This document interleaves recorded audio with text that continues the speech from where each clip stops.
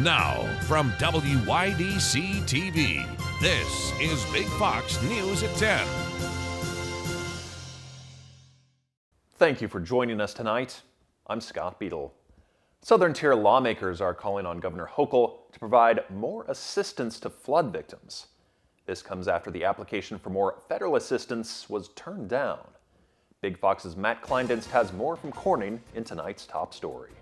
Good evening, Scott. Local lawmakers are appealing to the governor's office for individual aid for homeowners of the Southern Tier, arguing more money is needed to help recover from the August flooding. In a letter to Governor Hochul, 4 Southern Tier lawmakers called on the state for additional flood aid. The lawmakers say the situation with affected homeowners and businesses is dire and the damage is far greater than local governments can handle. The letter comes after FEMA denied the state's appeal to grant individual aid, with the organization arguing the damage doesn't meet the requirements for assistance. This is the second time FEMA has denied individual assistance to the Southern Tier. Back in October, I spoke with County Manager Jack Wheeler, who told me the requirements to get individual assistance is very vague. We just don't have as much insight into the individual assistance process. So we've asked, what are those thresholds that have not been met?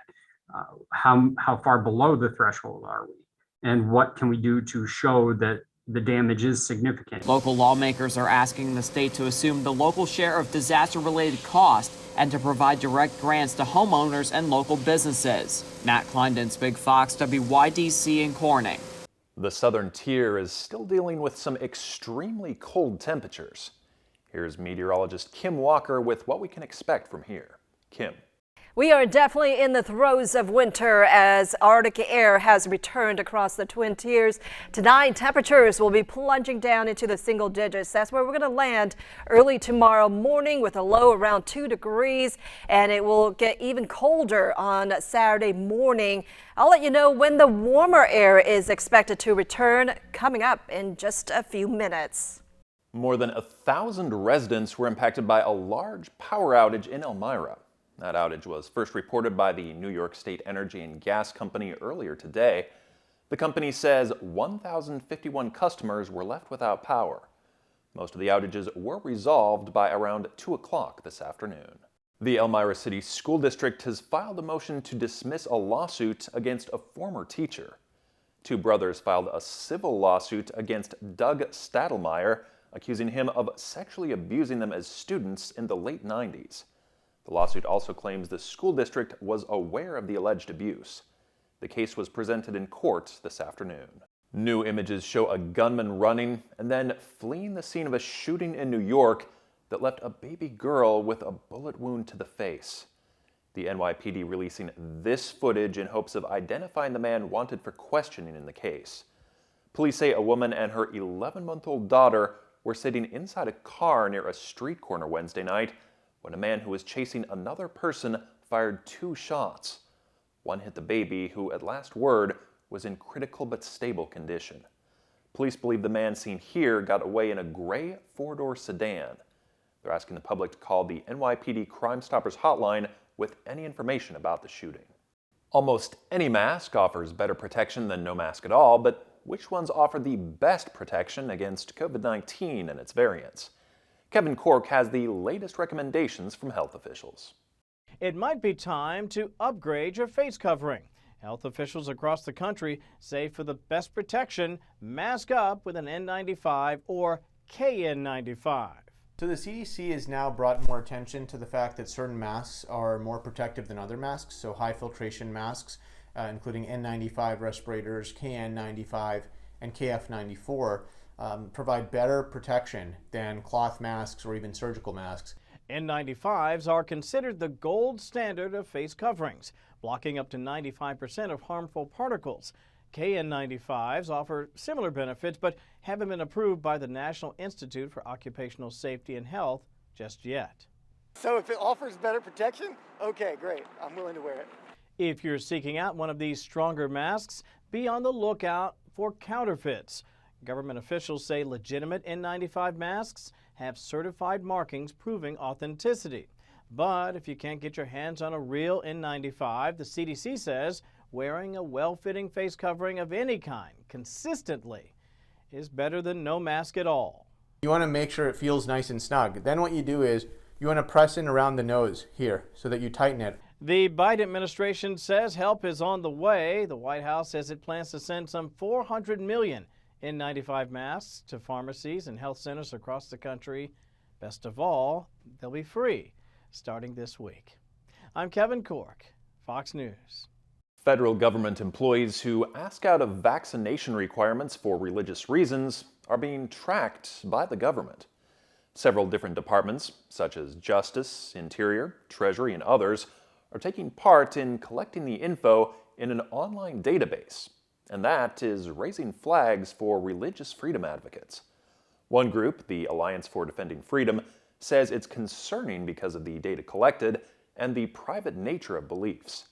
The federal government now requires vaccinations for work. Exemptions include medical and religious reasons. Democrats are back to the drawing board after failing to pass their signature voting rights legislation. With midterms getting closer, the party is now trying to figure out what their next legislative priority should be. Lauren Blanchard has more from Washington. President Biden begins year 2 of his presidency on the heels of another legislative defeat. You don't pack up your bags after 1 year, you keep working on it. And that's exactly what we're going to do. Democrats alone were unable to pass a massive voting rights bill Wednesday night. Senators Joe Manchin and Kyrsten Sinema sided with Republicans on not changing the filibuster. The president said he was profoundly disappointed with the Senate. We will keep fighting to get the legislation passed because that is critical, so we are not giving up on that. The president refused to say if the 2022 midterms would be legitimate without the voting legislation during his press conference. If we don't give the Democrats their election takeover bill, then the elections won't be legitimate. That is exactly what Joe Biden has been accusing us and accusing the former president of doing in 2016 and 2020. Thursday, the administration is again focusing on where they did win, infrastructure and the bipartisan bill passed late last year. Working with Republicans could be the president's ticket to progress. However, new AP NORC polling shows 56% of Americans now disapprove of the president's job, and only 10% think he'll be able to work with congressional Republicans. We just have to make the case of what we're for and what the other team's not for. Senator Manchin did say he was open to a more tailored voting rights package, one that could draw the votes of enough Republicans. In Washington, Lauren Blanchard, Fox News. We're learning more about the transmission of the coronavirus between passengers on a plane. A new study published in the journal Indoor Air simulated the transmission of the coronavirus on 2 international flights. Researchers generated droplets of the virus by having an infected person cough, talk, and breathe in the airline's cabin. They found that the coronavirus traveled with the cabin's air distribution and was inhaled by other passengers. The study also found that wearing masks and reduced conversations could help to reduce the risk of exposure on flights. Still ahead tonight, cashing in on the Metaverse hype. It's going to be a digital overlay onto our physical world. How companies are advancing toward a presence in the virtual world. Here's your local stock market update from Big Fox.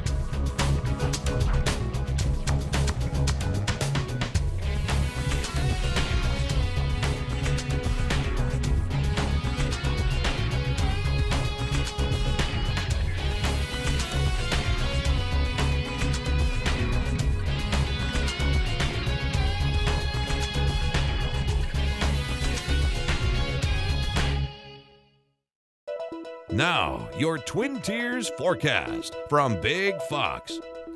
Tonight's Big Fox forecast is brought to you by William Mattar. Good evening, everyone. A far cry from yesterday, where our highs yesterday were about 10 degrees above normal. Not so for today, at least not for this afternoon, where readings were mainly in the teens. And so our 24-hour temperature difference is around 21 degrees in Corning, 24 degrees in Elmira, 23 in Watkins Glen. So the moral of the story is definitely colder today with that cold front that pushed through. new.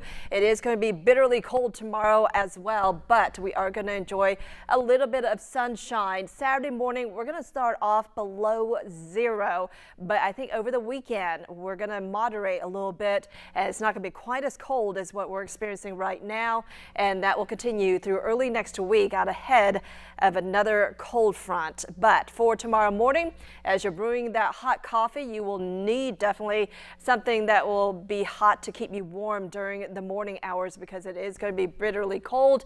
There will be a slight breeze as well. Temperature readings in the single digits, so it is going to feel like below 0 in the early morning hours. In fact, I think our wind chills will be between 0 to 10 degrees during the day, so it's going to be quite a cold day. And it's not just us, it's the whole northeast with this Arctic air that has been sinking to the south. So for tomorrow, we are going to see a little bit of sunshine starting off in the single digits. We managed to warm up to around 15 degrees, so that's about half of our average highs for this time of year. But the good news is I'm not anticipating any precipitation other than a few flurries early tomorrow morning, but that's pretty much it. I don't think anything is going to be very measurable for your Friday. We do have another system that will approach our area over the weekend, and that's going to increase our precipitation chances late over the weekend and into early next week. And along with the system, it will start to bring Arctic air back. So here is your weekend outlook. We are expecting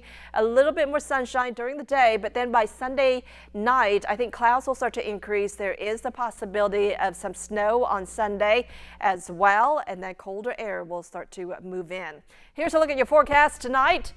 We drop down to around 2 degrees, so it's going to be a frigid start to the day tomorrow. Expect a little bit of sunshine, wind chills between 6 below to about 0 early in the day.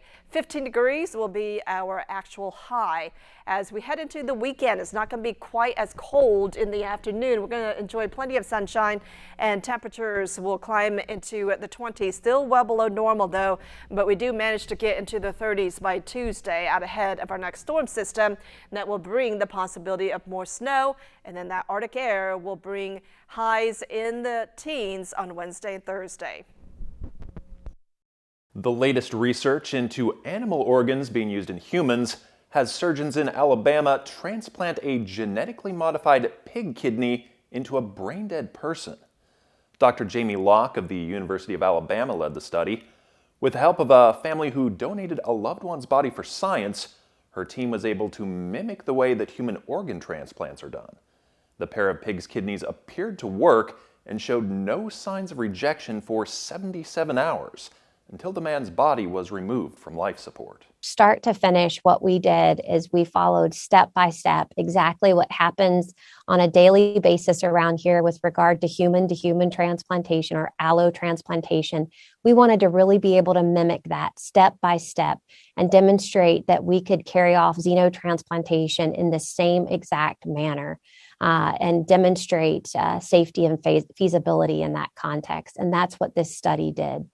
Locke said that one kidney was damaged during the removal from the pig and it didn't work properly, but the other rapidly started producing urine, as a kidney should. No pig viruses or pig cells were found in the human bloodstream. Locke added, "This experiment shows for the first time that a brain-dead body can be used as a human model to test potential new medical treatments." Researchers hope to try this procedure in living patients possibly by the end of the year. A city near San Diego has banned the sale of helium balloons over environmental concerns. And locals and retailers alike have some strong opinions on the subject.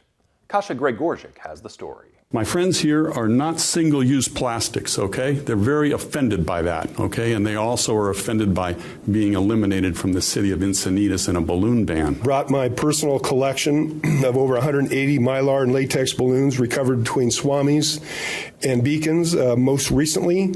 Strong opinions on balloons floating around Encinitas City Hall Wednesday as council considered an ordinance to ban the sale, use, or release of all balloons filled with any gas lighter than air. I've seen that people just release balloons as a celebration or just to get a little amount of content on YouTube. We already know that plastic bags, plastic forks and spoons, even plastic water bottles are causing so many problems today.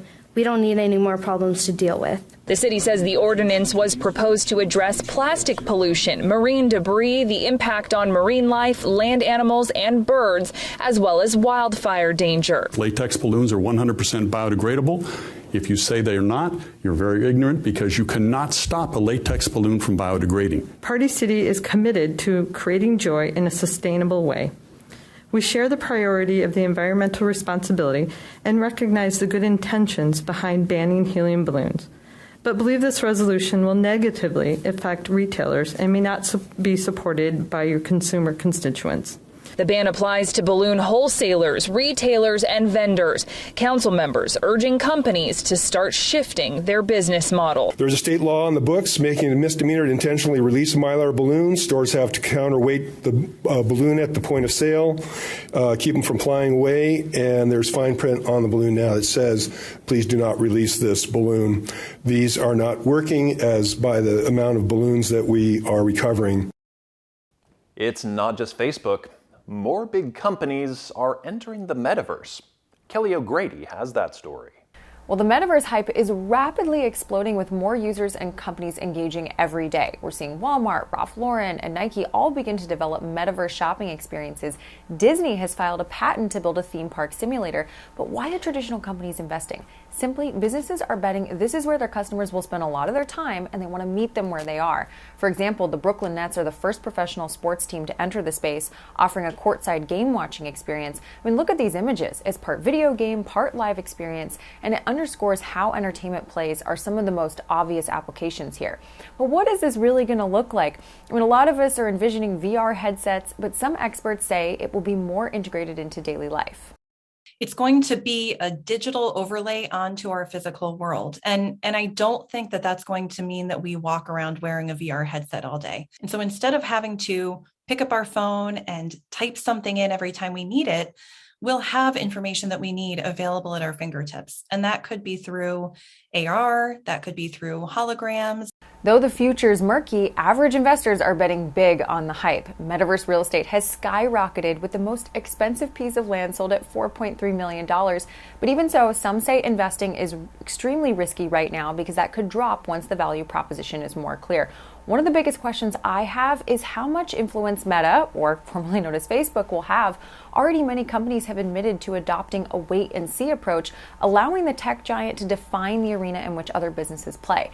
Add in the regulatory questions developing, and we can expect to see this change rapidly over the near future.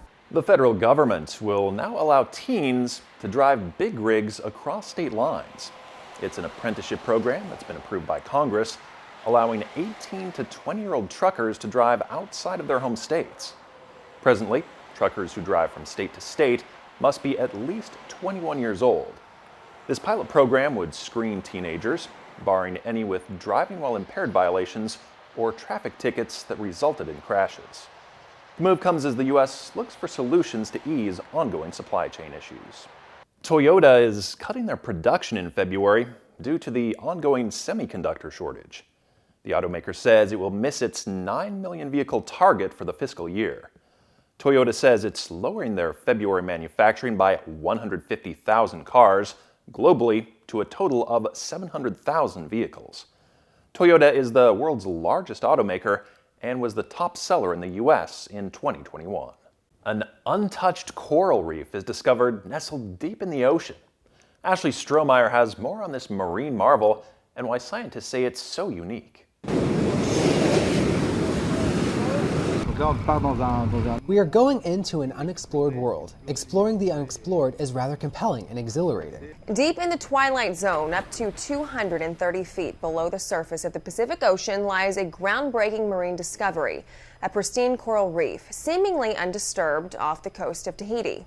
Generally, coral reefs are found up to 25 meters in tropical systems, so it's quite impressive to find such system in a very good state of health at that sort of depth. The nearly 2-mile stretch of reef was first uncovered back in November by research divers working with the United Nations. It is believed to be the largest at its depth, with some corals spanning more than 6 feet in diameter, all unaffected by climate change or human activities.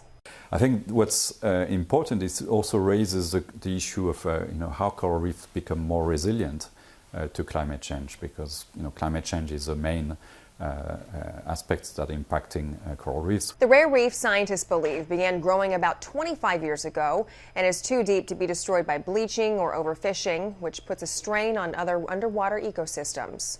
What's really important is really having the capacity to understand how those systems work, how they interact with the different stresses, but also to map them, because that's where we have big knowledge gaps in the ocean. With only 20% of the world's ocean floor mapped out, divers hope new technology will help them journey even deeper, making way for new discoveries like this.